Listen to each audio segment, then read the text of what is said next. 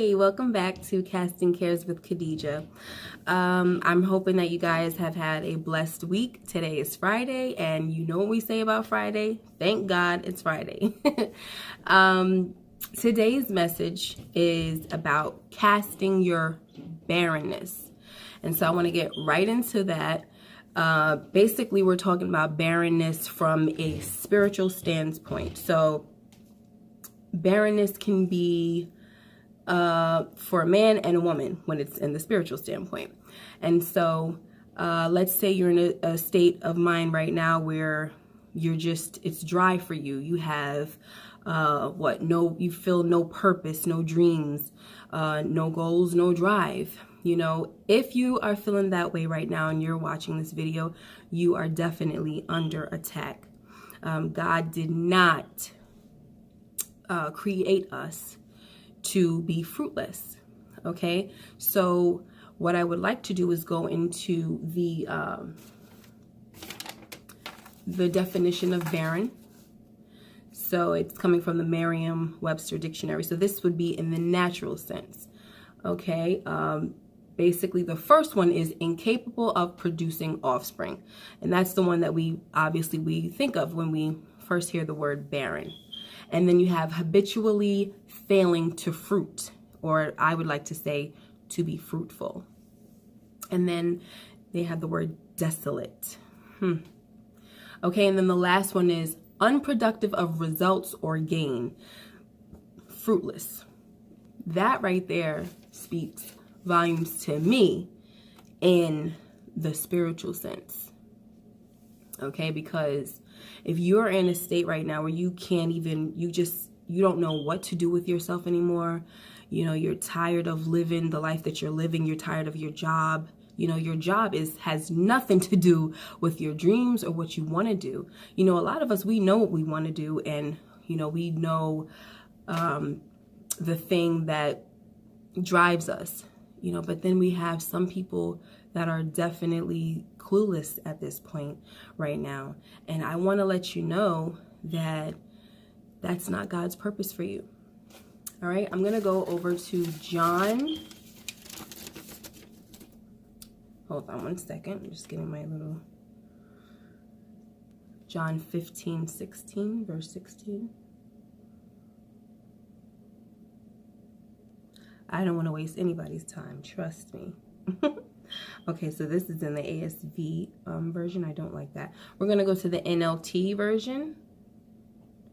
And it says in John 15:16, and these are the words of Jesus. It says, "You didn't choose me. I chose you. I appointed you to go and produce lasting fruit, so that the Father will give you whatever you ask for using my name." Okay?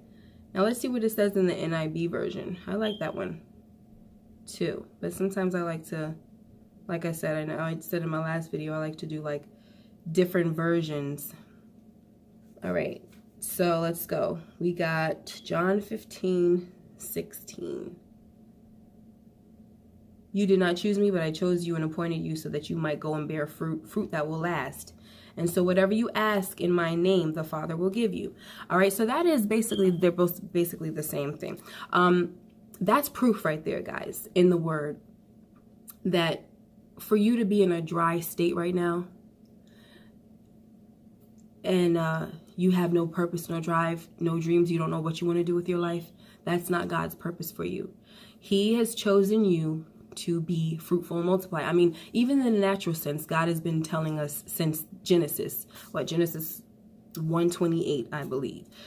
Be fruitful and multiply. That's what we've been told from the beginning. So this is in John, which is in the New Testament, and now it's basically saying, you know, be fruitful. You know, and then in John, it's not necessarily saying to be fruitful in having children. It's to being fruitful in the gifts that God gave you and your purpose.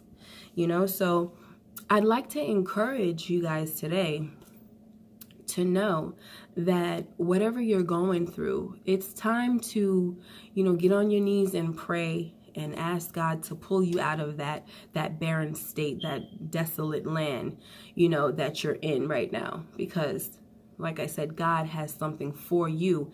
And what he has for you is something that no one else can offer. Okay, a gift and a purpose that he gave you that no one else can bring forth. So he's waiting on you. The world is waiting on you. Right? So, when I think about barrenness, I go back into the Bible and I remember a lot of different women who were barren in the Bible. And the one woman who stood out to me was good old Hannah. A lot of the women that were barren, they eventually had children. But the way Hannah went about it was very admirable. Sarah, she was barren for a while. She couldn't have children.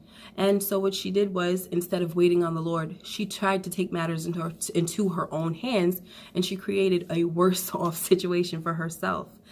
And then you had Rachel, who blamed her husband. She got upset with her husband for not getting her pregnant. But Hannah, oh man, she went to the source. And who is the source but God himself? And she went to him and she prayed earnestly. She cried and she was desperate. And so what I'm saying about Hannah that we should take from her is that desperateness, that time when we want to just cry out to God and say, Lord, help me. I need you. Help me to find my purpose. Help me to know what you created me for. What is it, Lord God? Take the blockers off. I surrender. A lot of it is surrendering, guys. A lot of it is surrendering. Trust me, I know. I haven't been in a barren state, thank God, because I've always known what I wanted to do.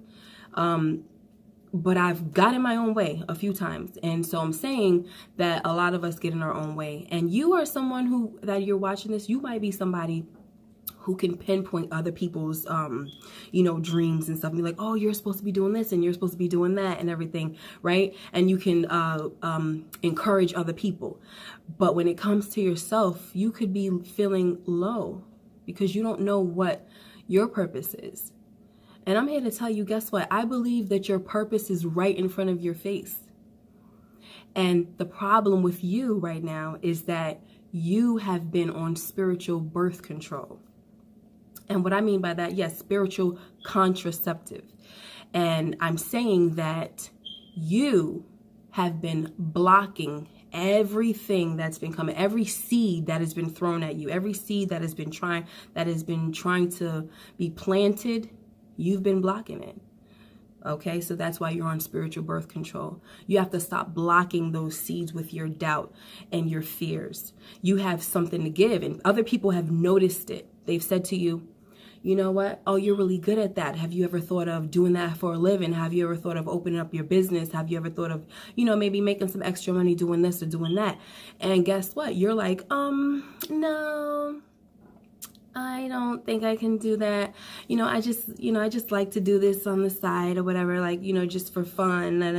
And that right there could actually be your purpose. And God is using other people to tell you that. And if you hear it more than once, more than twice, more than 3 times, you gotta understand that that's happening for a reason.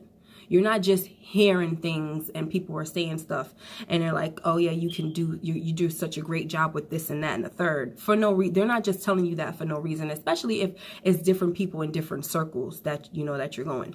So basically, like I said, guys, I'm just trying to let you know that you need to take yourself off of that spiritual birth control. What you're doing is you're stopping God's plan for your life. It's time to pray. I recommend a 7-day fast just because the number 7 represents the number of completion. And not only does God want to do a new thing in your life, but he wants to complete what he started in you. And if you are over here just in your barren state because you're blocking everything and you're in your own way, how can he complete what he started? Because he does give us choices, doesn't he? So when are you going to choose to surrender to him? Today. How about do that now? Okay, so I'm going to stop right there, guys. That was part 1 of Cast Your Barrenness. You can come back next week to get the completed video or actually the completed message of Cast Your Barrenness. I hope you are blessed from just that one piece right there, and that you are refreshed, your mind is renewed, and you are pumped up and ready to go after the things that God has for you. Until next time, cast your cares on God because He cares for you. Bye-bye.